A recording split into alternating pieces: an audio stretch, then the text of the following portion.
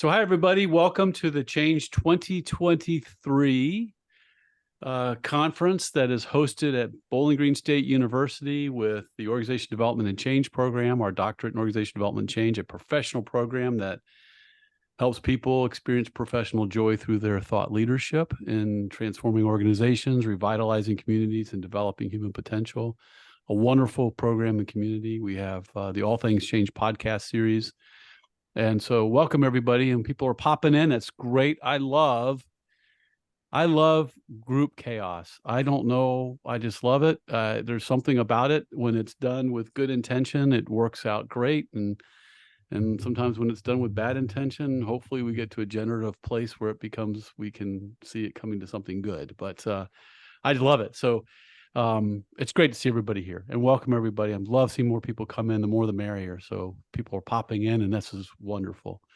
And I'm just so grateful today to have my friends here. I want to jump in and get right to them because they have a lot to share. We have three people. We have Dave, Keith, and Tenneson. Dave is what I would call a gentle giant who has a wonderful voice hug that he gives people. He has just a wonderful way of hugging people with his voice. My buddy Keith, who I love to play with, is my impish jester of connection. So I just have so much fun with Keith, and I love throwing multiple liberating structures things together and saying, hey, I just mixed these two things up. He's like, well, I haven't thought about that before, but go for it. Yeah, it sounds good. So he encourages that. And I think Tenneson, I just love Tennyson's, I call you, I think of you as a tickler of the soul. So, you have such wonderful things to share with us, and I want to experience that with you. We'll all be on the ride together, and we're going to start off, I think, Dave, with you, correct? And then you'll hand it off to the next person, and they'll hand it off to the next person, and then we'll go into small group reflection, and then we'll come back for a full group reflection. Okay. And Dave, why don't you take her away? Okay. Well, our subject is conversations leading to collaboration. And it's a great subject for the three of us and for all of us for that matter. I've worked for 55 years now as a teacher, sometimes writer, sometimes college administrator. And for the last 4 years of the 7 I've been retired, I've worked on something that Peter Vale, who was a great conversationalist, started in the form of a manuscript, which he asked me to help him finish. And that is now on Practice as a Way of Being, Vale and Fearon. Peter left us in 2020, but his spirit and his example lives on and through me right now. So I'm happy to bring that inspiration to this conversation. Another thing that brings me to a point of really being excited about this particular session is that for 15 of the 200 and now 35 episodes of the Practice podcast, Conversations Probing the Nature of Practice, I have collaborated with my son, Dave. And our focus on practice is conversation. What's under the hood? Why is it so important to any practitioner at any moment in time to be adept at, believed for conversational work? Because it is work. There are some which we will give little attention to, and some conversations may last for my wife and me, 59 years of marriage. We're still talking. So here's a little thought piece to work with, and it'll extend all through what Keith and Tenneson are going to be adding to our attention. The essence of a conversation seeking collaboration is one word: find. Write it down. because that is at the heart of the purpose of a conversation aimed at achieving collaboration. Find. And the next part of that, and that's the little quick exercise I want to do with you, is be found. Find and be found.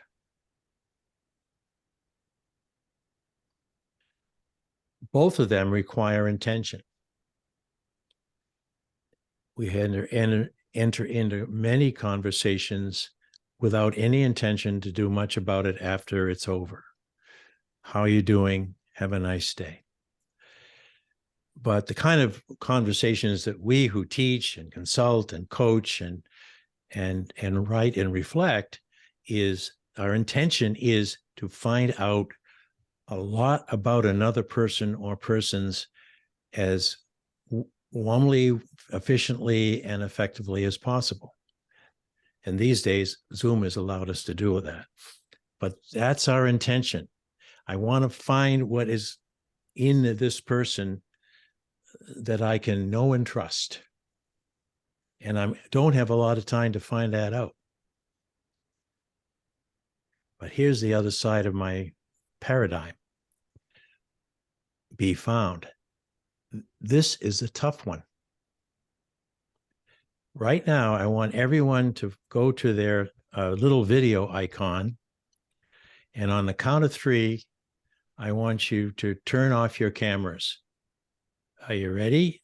Have you found a little icon down there? 1, 2, 3, click.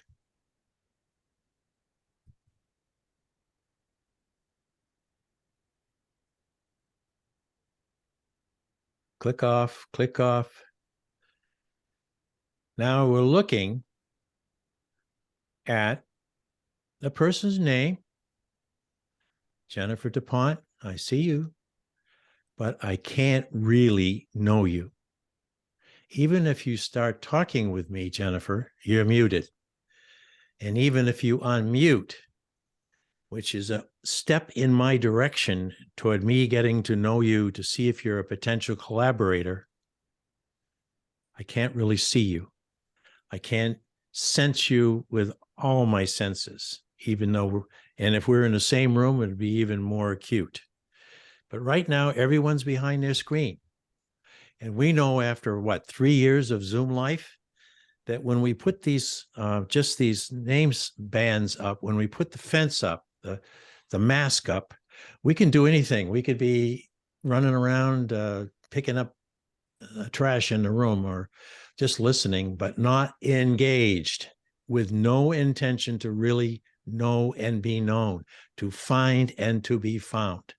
Now, on the count of 3, watch the screens, but also on the count of 3, click your videos back on.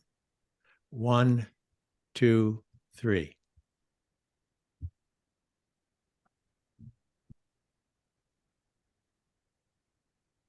Can you feel the difference?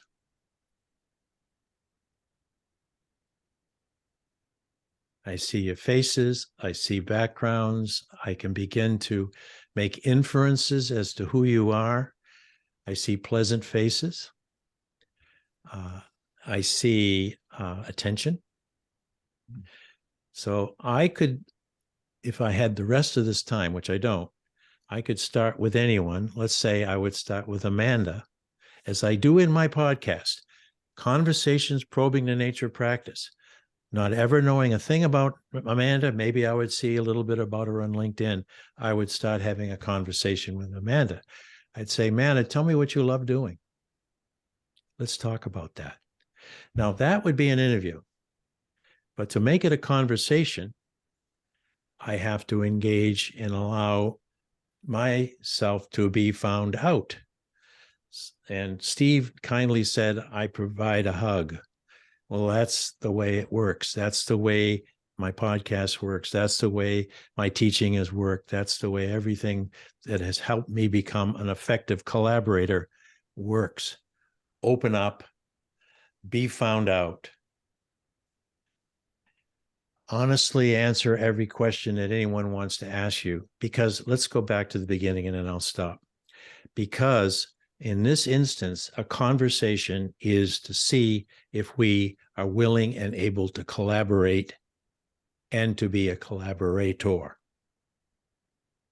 And that's a big decision because we're committing and we're going forward together. So that's my pitch. And what is it again? Find and be found. Now, I'd like to take this over to someone who Peter Vale would have probably knows, but would love, and that is a poet. And that's and many other things, but Tenneson is a poet. So here he is. Here's a hug, Tenneson. I love it. Well, thanks, Dave.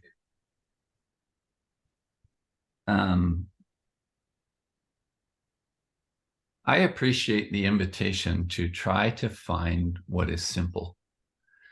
And I think I'm just going to pick up on that, Dave, from what you've started. It is good to follow you as one of our elders and as one of a person who has been in practice over decades, both in a professional way and in an academic way and in a personal way. So those are all things that I appreciate. And that kind of naming to say, maybe, just maybe we're trying to find each other.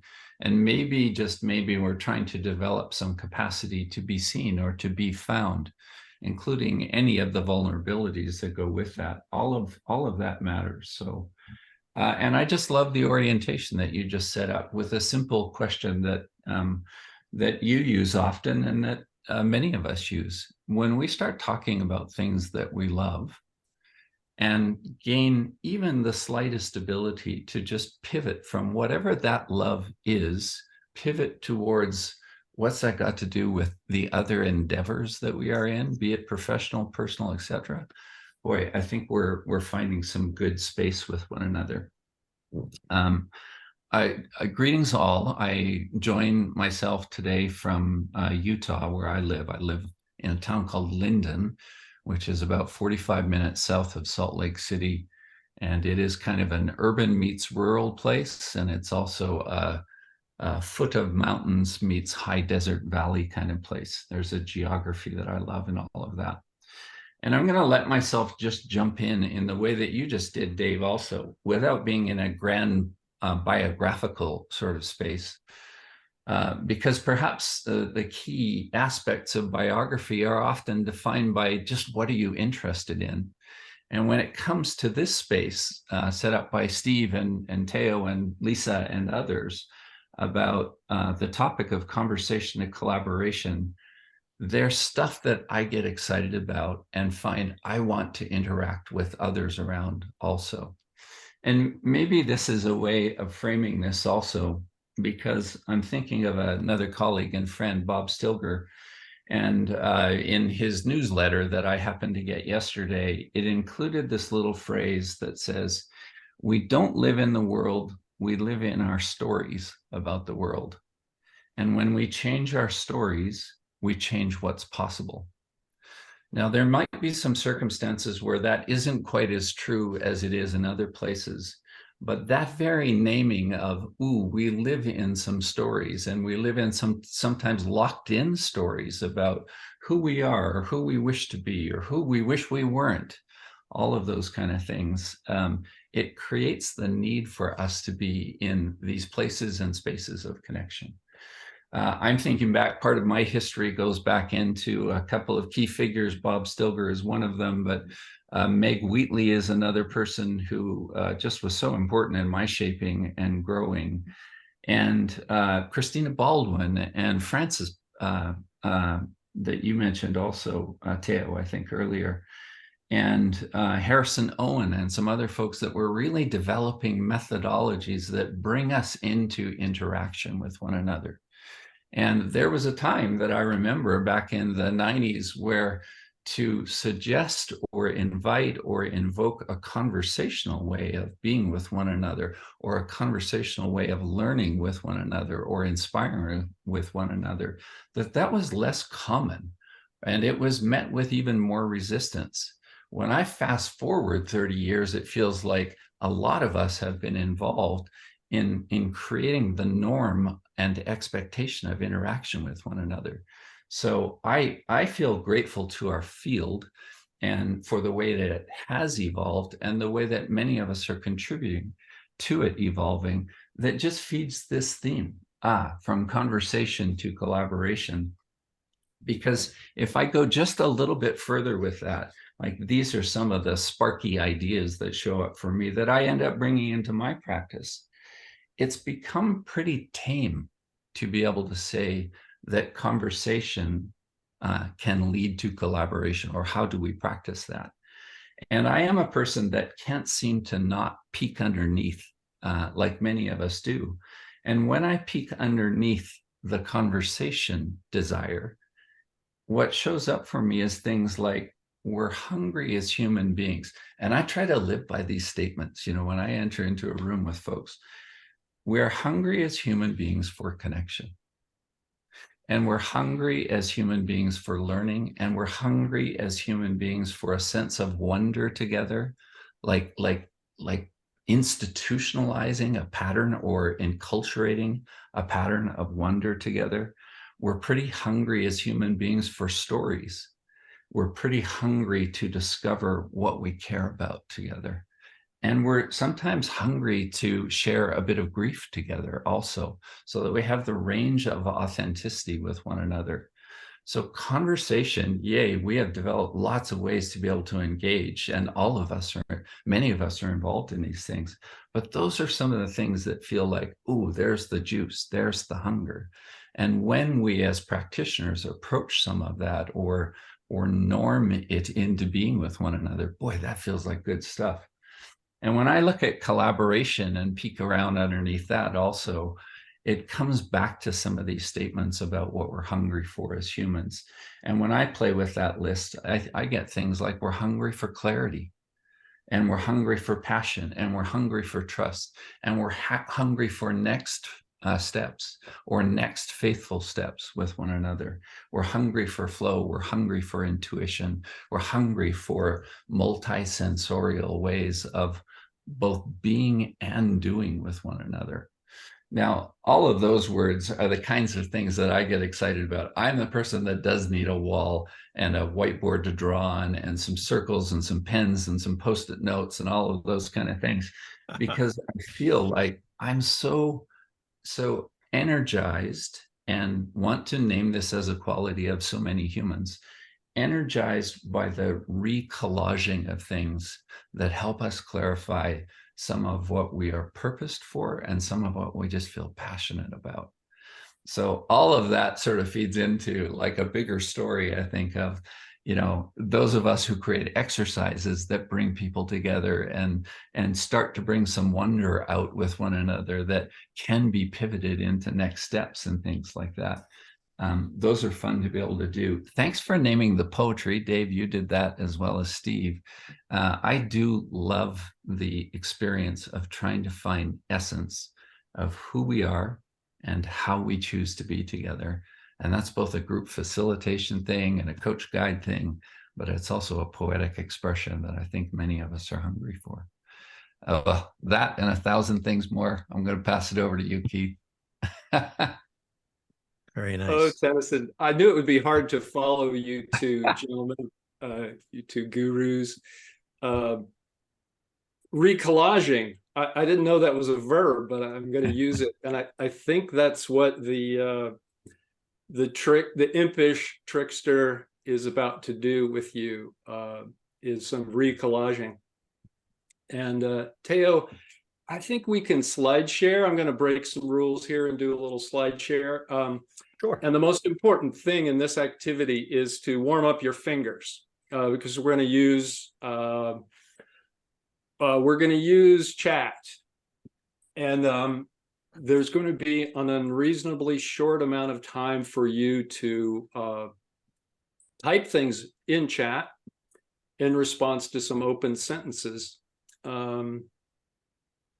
And I think that I think it's a better verb, Tenneson, to recollaging. I want to do a little recollaging. And this is about the relationship between you and yourself, simultaneously your relationship with the group. And so this is a liberating structure. You can tell me if it's liberating when we're done with it.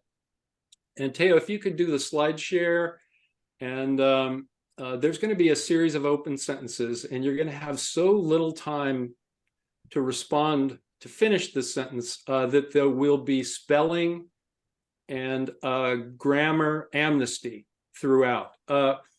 So can you go to the first one in that set, Teo? I think we're going to project, yeah. Now, and the next, advance. And if everyone could be sure to have their chat open right now as they're looking at the screen share. And so the purpose of this is to include and unleash all of you, and we're going to do that with your fingers in chat. And then the goal is to replace the unwitting practices that exclude, stifle, and over control. So next slide.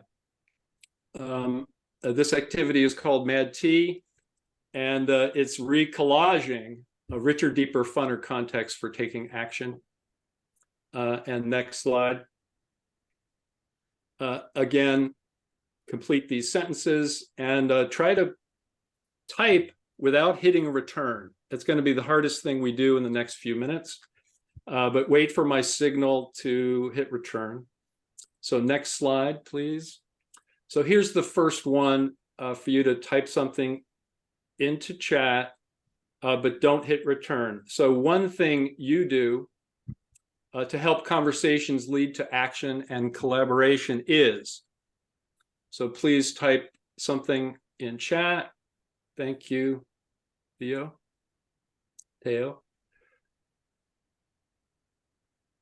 And try to hold off on the return key. Ryan jumped the gun. It's okay. It's going to happen multiple times. Return.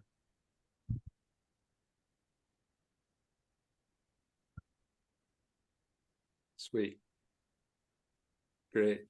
So Teo, next sentence, please.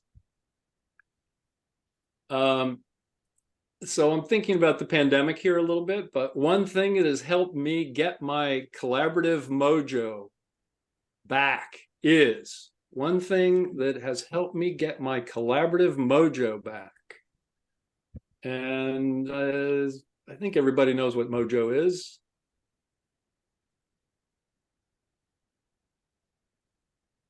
Whoops, I hit the key by mistake. It's going to keep happening, and you are excused forever, for all time. And return.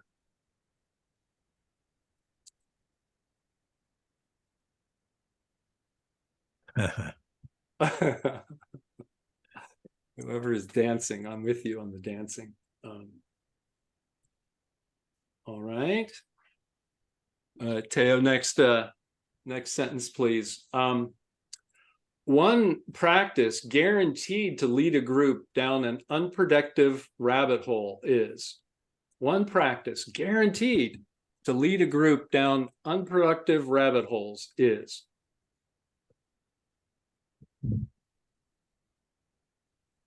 Keep my hands away from the return button.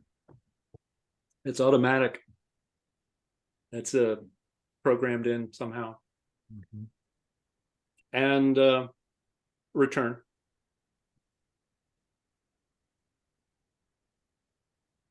Yeah.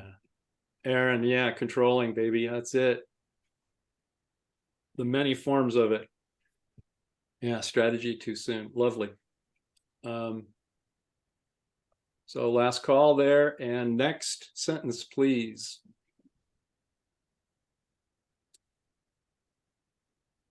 This one's a little bit harder. So two impossibly true paradoxical realities I face are.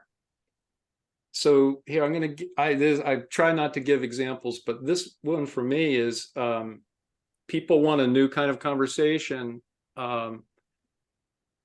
don't like the old structure, but they're skeptical of any structure. So how do you change the conversation when people don't like structure at all, right? So what are the two impossibly true paradoxical realities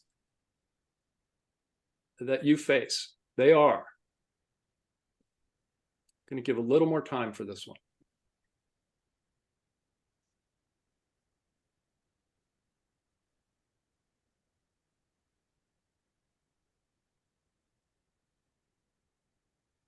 And return.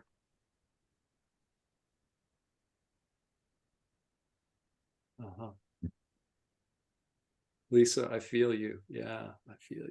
Yeah.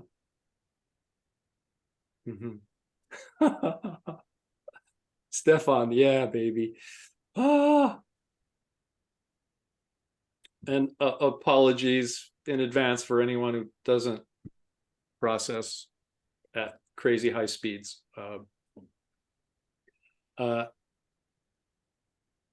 And next sentence, please. Or here is the, yeah. So we're going to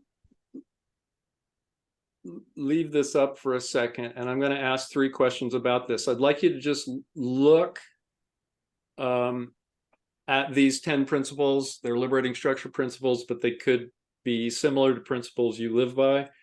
And I'd like you to pick the one, the first one, that you just think immediately it's the most important.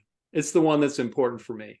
And don't worry about evaluating too much. Just find one and go, oh, that's it. That's important.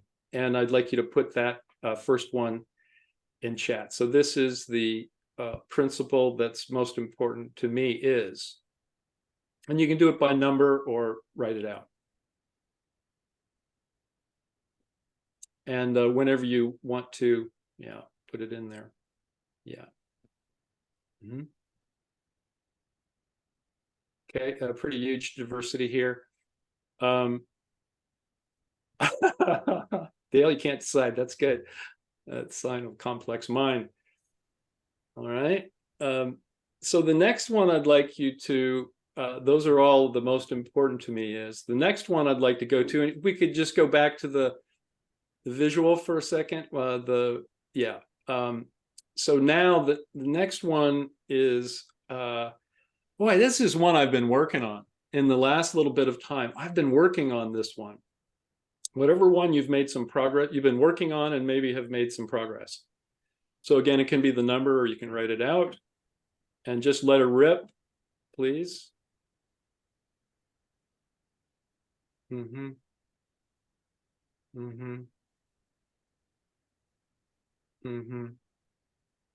Super interesting. Yeah.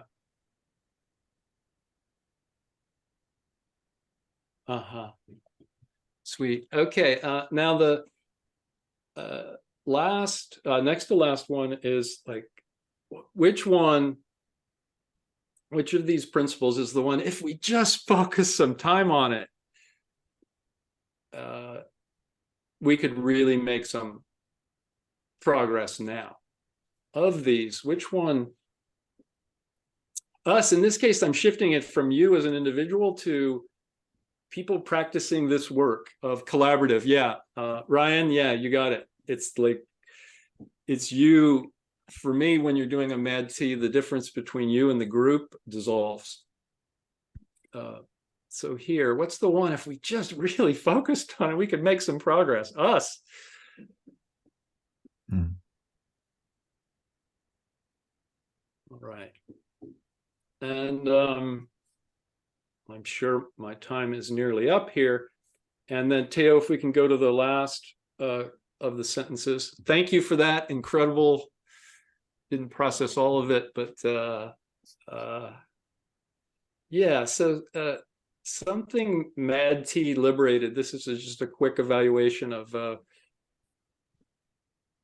Mad T is, yeah, playful, purposeful, great, super fun. Yeah.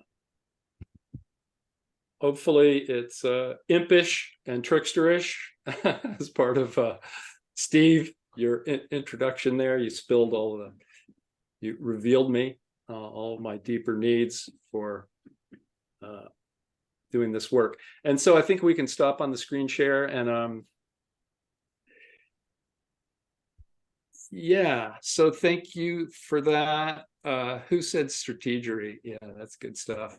Oh my God, I did go over though a little bit. So apologies for going long, my colleagues, my friends. But thank you for joining the Mad Tea. Yeah. And we can use this. We're making a transition. Well, Steve is going to make this transition to you having a chance to talk with colleagues about what questions you have. And I wanted to say one or two things, and then Steve will fill in the blanks. I want you to be selfish. I want you to ask the question, whether it's impolite, politically incorrect, I don't care. But I want you to ask the selfish question. What do you need to make, if answered, if this question you ask could be answered, or this curiosity could be explored, you could make some progress. It's the thing that would help you. And Steve, that's what I wanted to invite people to do in the rooms, talking to each other about questions, and you can take it from there, please. Sounds good. Yeah. So it's straightforward. You all are here because honey attracts bees, and we're all bees that love this stuff. You know how to talk with each other. So we're going to open the room, go in and just connect and bring a little bit of the gentle giant, the impus gesture, and the tickler with you as you go in and have a conversation. So go enjoy. How long do we get, Steve? I'm going to go enjoy. We should take 10 minutes at the most, maybe get people starting to come back around 7. Okay. 7 tonight. That's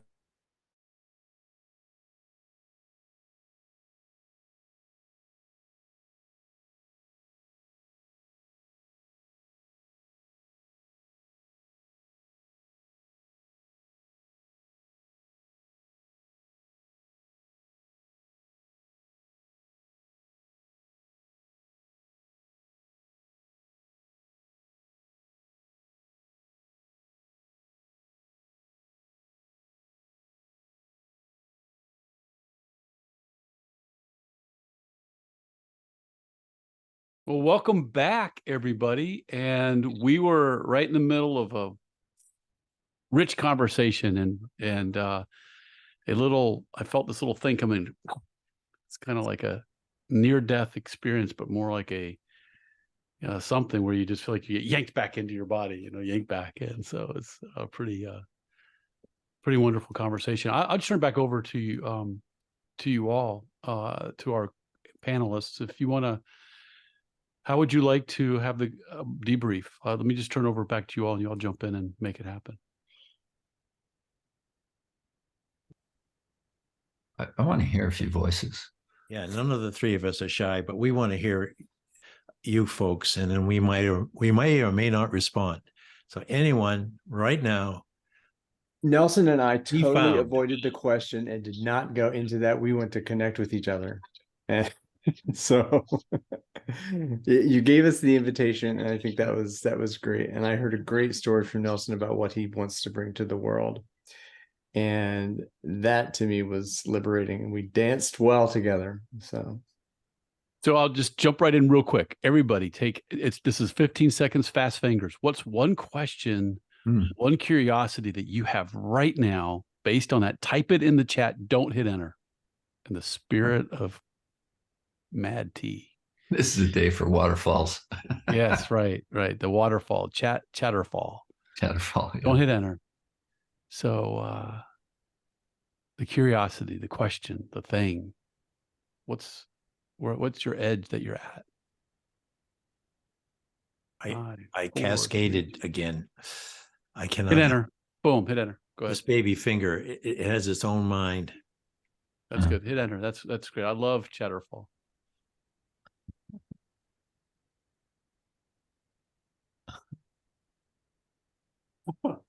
All right, Dale. I like that one. Heath, what are you reacting to? What are you seeing? And we can throw it back out to everybody, but are you seeing something popping up for you? You got a reaction to what you're reading? You're laughing. I'm always giggling inside.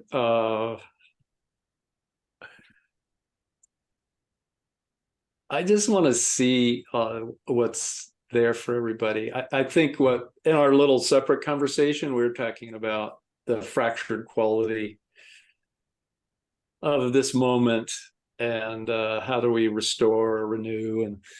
And I think the what's next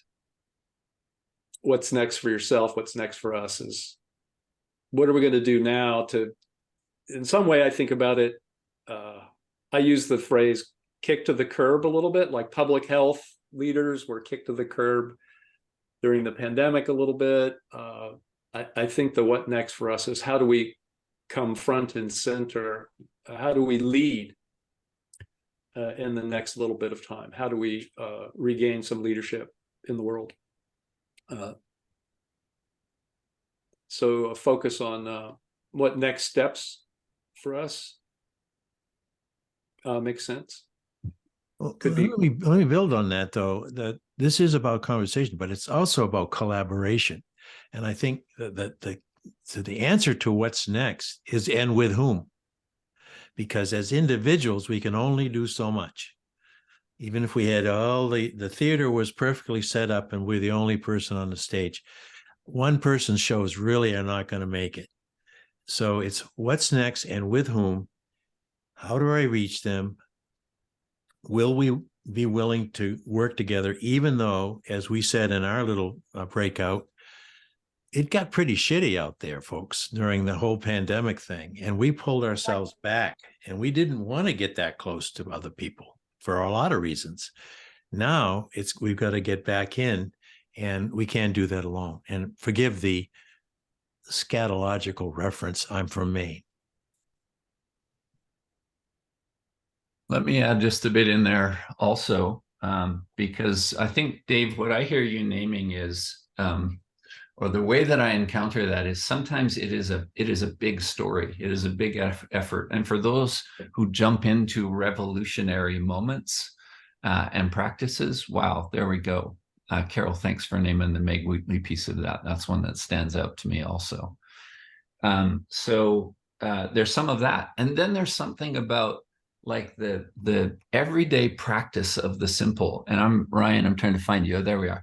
Ryan, you come back from the breakouts, you say, well, we didn't really do the questions. We just started getting to know each other. Yes. And that itself is actually like a revolutionary step, right? What if we were able to re-invite and re-invoke that kind of like simple and yet fierce commitment with one another and with ourselves?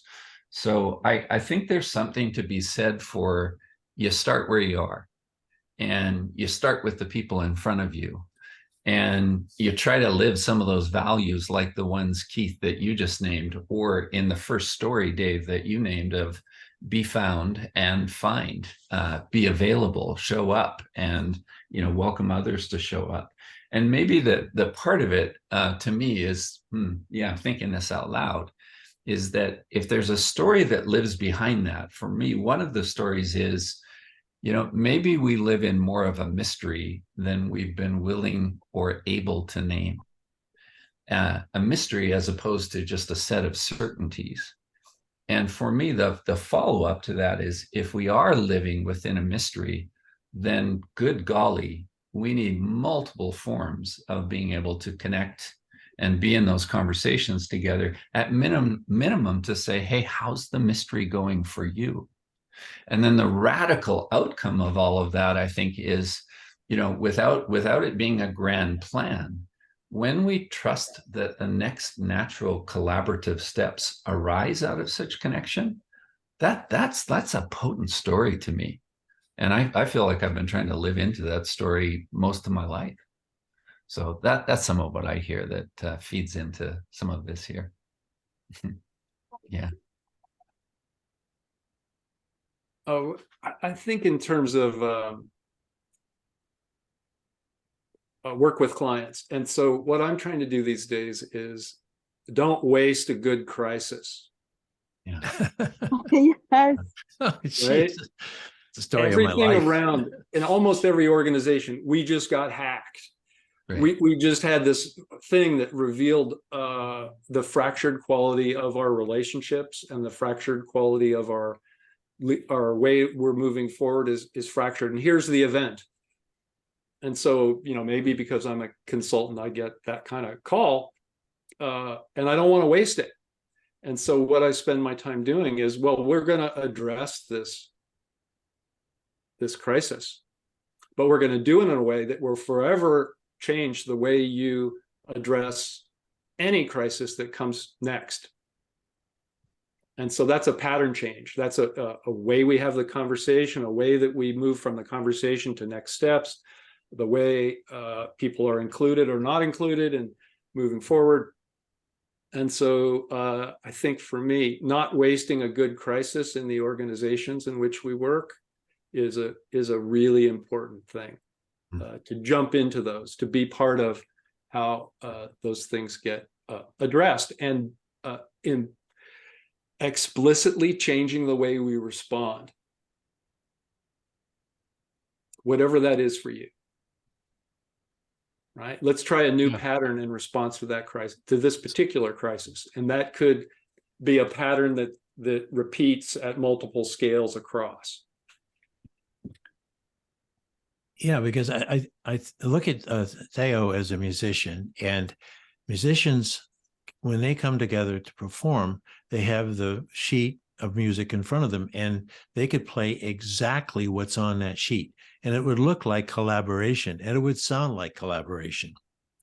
But it would just simply be repeating almost exactly the pattern that was put down on those notes maybe 200 years ago. I think that what we're living in now is what Peter Vail called whitewater world, where uncertainty is certain.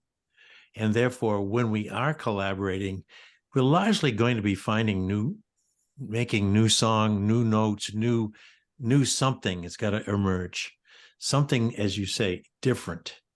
And yet, you can't do it alone. You need an ensemble to make change.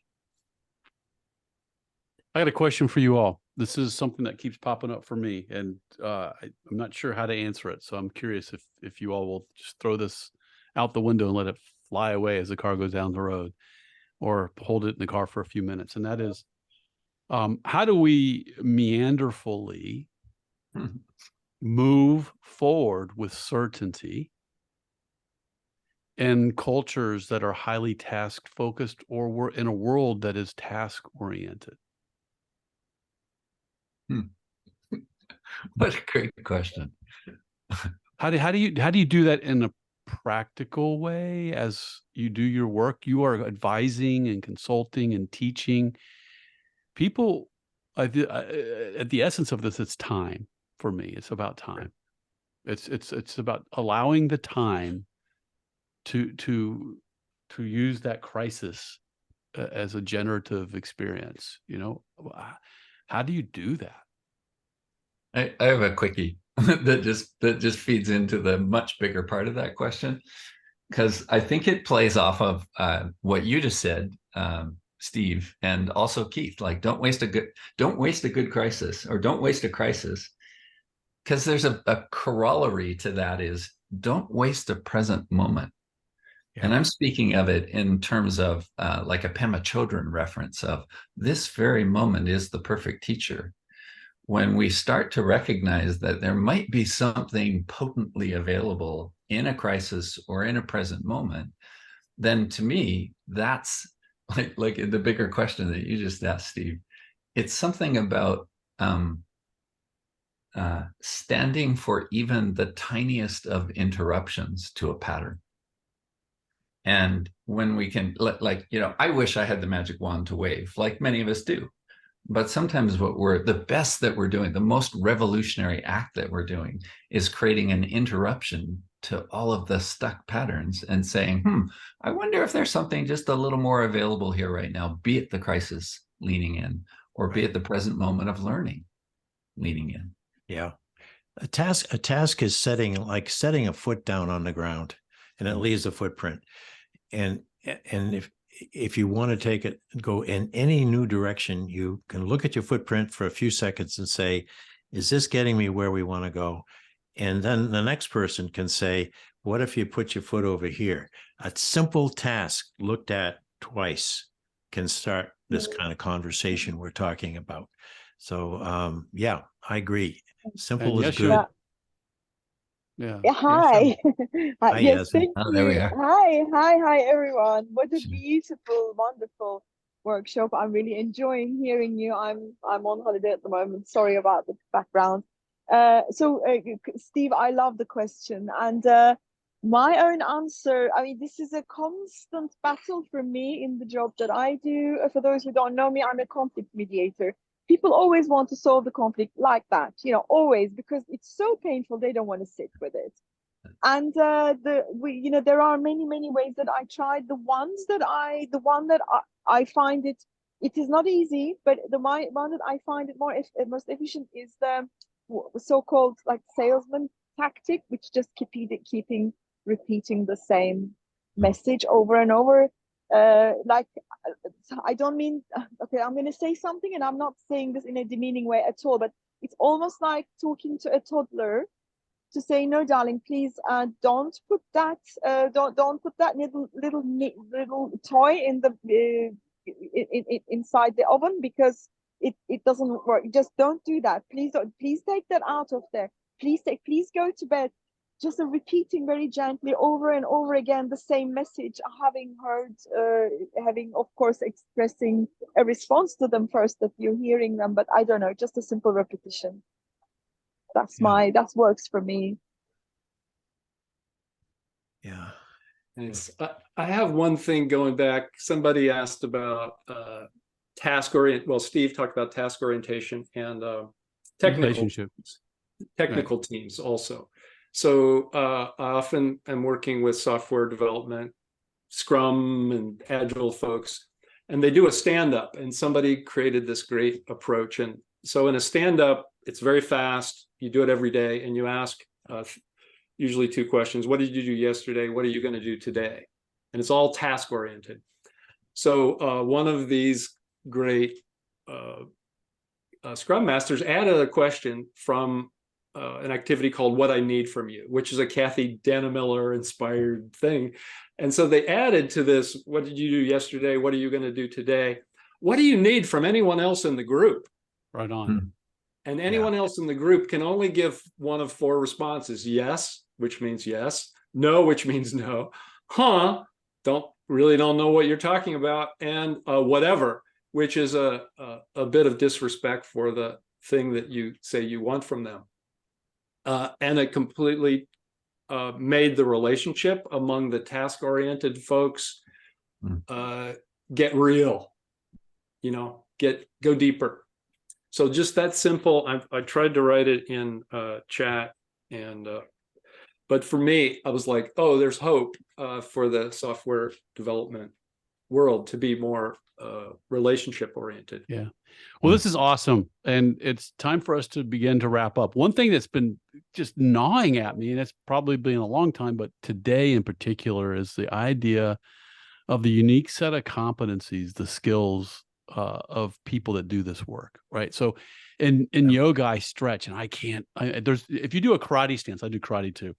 And so you do the karate stance, you get down and you do your stance where you're out and doing the name's escaping me right now, but your legs are wide, you're crouched down. It's the horse stance, I think it's called, and you're down. Try sitting in that for 10 seconds. Try 20, try 30. But over time, you begin to get stamina to be able to handle, and it's no longer pain. You're just standing there, or try just crouching down. So now I think about this notion of sitting in that space that you talked about, Tenneson, about how, or somebody said about, like, I don't want to be in, I think Yeshim said it. I don't want to be in that space long. It hurts too much. I want to get out of it. I don't want to go there. It's just, but is it really because it's painful, or is it because we haven't developed the ability to be in that stance, to be in that space? And it really it's a competency to be able to be in a place of difficult conversation, and you can't just do it. And we all have forgotten what it took for us to get to the point where we actually enjoy difficult conversations, and how hard it is for people to go to just the edge of that. So it makes me think that we got a lot of work to do to codify, bring this stuff together. People have been doing it, but makes me think of another generation of codifying these skills and teaching the art of this and helping the world practice this stuff and build these skills and competencies, not from the intellectual point of view, but from the whole person and experiential point of view. I'll leave it with that. I know that's probably open up a can of worms for you all. But can I just pause and say, have each of you say bye, and maybe one word in the chat for everybody that's participating, a chat goodbye, maybe a takeaway, what you're going to do different, how are you different? From our panelists, could you just give voice to how you're walking away from today? And then we'll be done for today. Well, we can go in the order that you all presented or started.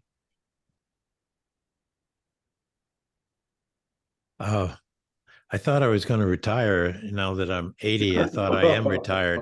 I got too damn much work to do of the sort we've all talked about today. A lot more good conversations ahead, difficult conversations ahead, but I'll stay in the game.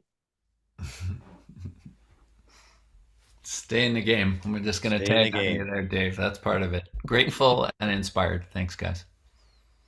Yeah, looking forward to collaborating with you more, Dave. And I feel the giant hug came through loud and clear. Yeah. Thank you. Thank you. Thank you, everyone, for sticking with us right to the bitter end here. Awesome. Thanks, everybody. Bye for now. Have a great rest of your day. Bye-bye.